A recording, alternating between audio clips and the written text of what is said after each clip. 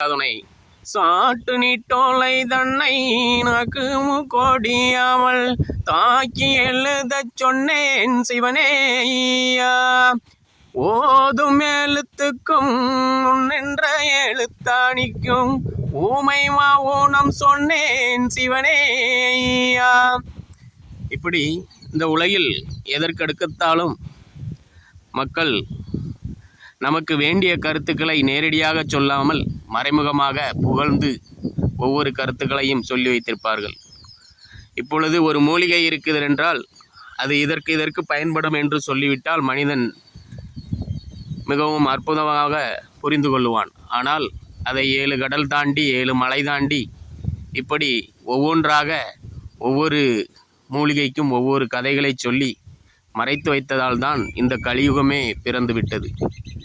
அப்படி மறைத்து வைக்காமல் இதை இவ்வளவு பயன்படுத்தினால் இது அருமையாக வேலை செய்யும் என்பதை மக்களுக்கு புரிய வைத்திருந்தால் இந்த உலகில் நோயாளிகளும் இருந்திருக்க மாட்டார்கள், மனித வாழ்வு சிறப்பாக இருந்திருக்கும்.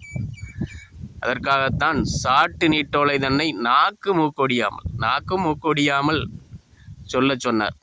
ஆனால் அந்த நாக்கையும் மூக்கையும் மறைத்து வைத்து நீ இப்படி சுத்தி வா அப்படி சுத்தி வா என்று வைத்து விட்டார்கள். ஓதும் எழுத்துக்கும் முன்னின்ற எழுத்தாணிக்கும் ஊமை ஊனம் சொன்னேன் சிவனேயா.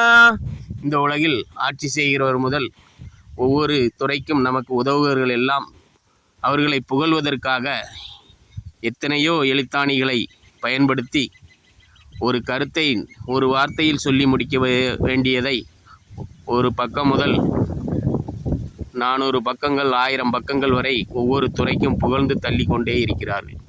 அப்படிதான் இப்பொழுதைய ஆட்சி முறைகளும் கூட அப்படிதான் நடந்து கொண்டு இருக்கிறது. அதுபோலத்தான் இந்த மதத்துக்காரன் என் குருநாதர் கால் இல்லாதவனுக்கு கால் வர வைப்பார், அந்த மதத்துக்காரன் என் குருடனை கண் தெரிய செய்து விடுவார். எந்த ஒரு நோயான்றாலும் மருந்து உண்ணாமல் எக்காலத்திலும் சரியானது கிடையாது. என் குருநாதர் வைத்த வழியில் கஷ்டப்பட்டார், அவருக்கு நாமத்தை போட்டேன் சரியாகிவிட்டது, இந்த விபூதியை பூசினேன், விபூதியில் என்னென்ன மருந்து கலக்கப்பட்டது என்று கேட்டால் யாருக்கும் தெரியாது. ஆனால் அதே போல் தான் இந்த சர்ச்சில் போய் நான் தண்ணி எறிந்தேன், இந்த ரமலான் மசூதியில் போய் தண்ணி எறிந்தேன், என் குழந்தைக்கு சீர் சரியாகிவிட்டதும்பார்கள். அந்த நீரில் வசம்பு கிராம்பு போன்ற என்னென்ன மருந்துகள் சேர்ந்திருக்கு என்பது பெண்களுக்கு தெரியாது.